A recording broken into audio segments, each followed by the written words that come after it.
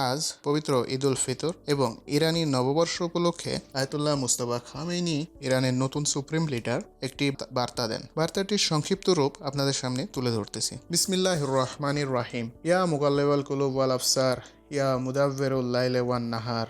পরম করুণাময় ও অসীম দয়ালু আল্লাহর নামে শুরু করতেছি। হে পরম করুণাময়, আমাদের অবস্থানকে সর্বোত্তম অবস্থায় রূপান্তরিত করুন। প্রিয় দেশবাসী, আসসালামু আলাইকুম। এবছর আমরা এক অনন্য ও বিরল মুহূর্তের সাক্ষী হতে যাচ্ছি, যেখানে আধ্যাত্মিকতার বসন্ত অর্থাৎ পবিত্র ঈদ উল ফিতর এবং প্রাকৃতিক বসন্ত তথা আমাদের ঐতিহাসিক নওরোজ এক মোহনায় এসে মিলেছে। প্রকৃতি যেমন শীতের রুক্ষতা শেষে নতুন পাতায় সেজে ওঠে, তেমনি আমাদের আত্মাও রমজানের পবিত্রতায় নতুন রূপ লাভ করেছে। আমি আপনাদের সবাইকে, সমগ্র জাতিকে এই দুই উৎসবের আন্তরিক শুভেচ্ছা জানাচ্ছি। বিশ্বের সকল মুসলিম ভাই বোনদের জানাই ঈদের শুভেচ্ছা, ঈদ মুবারক। একই সাথে ইসলামের বীর যোদ্ধাদের সাম্প্রতিক চমৎকার বিজয়গুলোর জন্য আমি সবাইকে অভিনন্দন জানাই।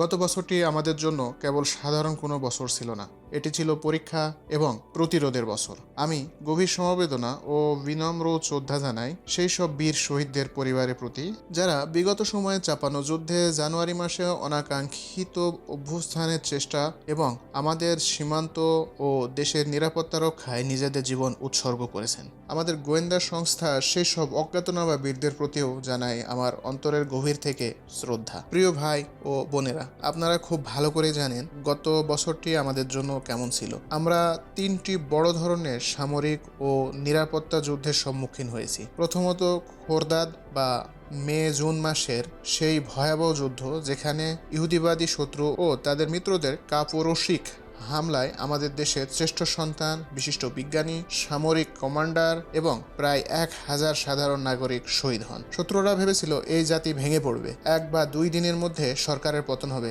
কিন্তু আপনাদের সজাগ দৃষ্টি, অবিচল বিশ্বাস এবং বীর যোদ্ধাদের অসীম সাহসিকতায় শত্রুরা নিজের ধ্বংস ডেকে এনেছে এবং পিছু হটতে বাধ্য হয়েছে। দ্বিতীয়ত, জানুয়ারি মাসে দেশের অর্থনৈতিক সমস্যার সুযোগ নিয়ে শত্রুরা যে অরাজকতা সৃষ্টির চেষ্টা করেছিল, ভাড়াটে লোকজন নিয়ে যে ধ্বংসযজ্ঞ চালিয়েছিল, আপনারা আমাদের লোহা সমতুল্য কঠিন ঐক্য দিয়ে তা রুখে দিয়েছেন।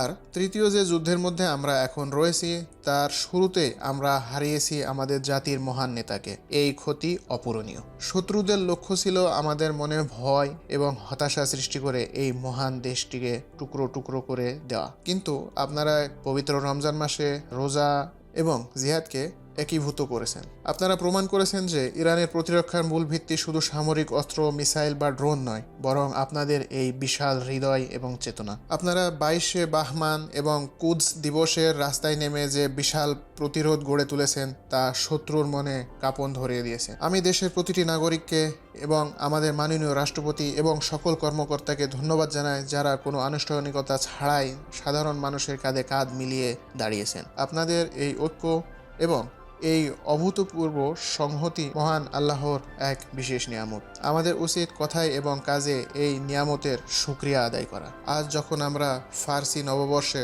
1405 সালের দ্বার প্রান্তে দাঁড়িয়েছি, তখন একদিকে আমরা পবিত্র রমজানের বিদায় জানাচ্ছি, অন্যদিকে নতুন বছরের আনন্দকে বরণ করে নিচ্ছি। আমাদের শহীদ নেতা এবং অসংখ্য বীরদের ছাড়া এটি আমাদের প্রথম নববর্ষ। শহীদ পরিবারগুলোর জন্য এই সময়টা কতটা বেদনার, তা আমি গভীরভাবে অনুভব করি। কিন্তু একজন সাধারণ নাগরিক হিসেবে আমি বলতে চাই, আপনাদের হৃদয়ে শহীদদের জন্য শোক থাকলেও জীবন থেমে থাকবে না। এই নববর্ষে আমাদের তরুণ তরুণীরা বিবাহ বন্ধনে আবদ্ধ হোক, শহীদদের দোয়া তাদের সাথে থাকবে। আমি অনুরোধ করব, শহীদ পরিবারগুলোর প্রতি যথাযথ সম্মান বজায় রেখে আপনারা নববর্ষের স্বাভাবিক কৌশল বিনিময় চালিয়ে যাবেন। আমাদের মনে রাখতে হবে, শত্রুরা যখন আমাদের অর্থনৈতিক দুর্বলতা এবং গণমাধ্যমের উপর ভর করে মন গড়া এক যুদ্ধ চালাচ্ছে, আমি দেশের মিডিয়াকে অনুরোধ করব, এমন কিছু করবেন না যা আমাদের জাতীয় ঐক্যকে দুর্বল করে দেয়। আমি নিজে যখন পরিচয় গোপন করে সাধারণ মানুষের সাথে ট্যাক্সিতে যাতায়াত করেছি, আমি আপনাদের চাপা কষ্টগুলো নিজের কানে শুনেছি। আপনাদের সমালোচনাগুলো অত্যন্ত যৌক্তিক। আপনাদের কথা মাথায় রেখেই দেশের অর্থনীতির চাকা সচল করতে এক নতুন কার্যকরী পরিকল্পনা খুব শীঘ্রই বাস্তবায়িত হতে যাচ্ছে। তাই এই নতুন বছরের স্লোগান আমি ঘোষণা করছি, জাতীয় ঐক্য ও জাতীয় নিরাপত্তার ছায়ায় প্রতিরোধমূলক অর্থনীতি।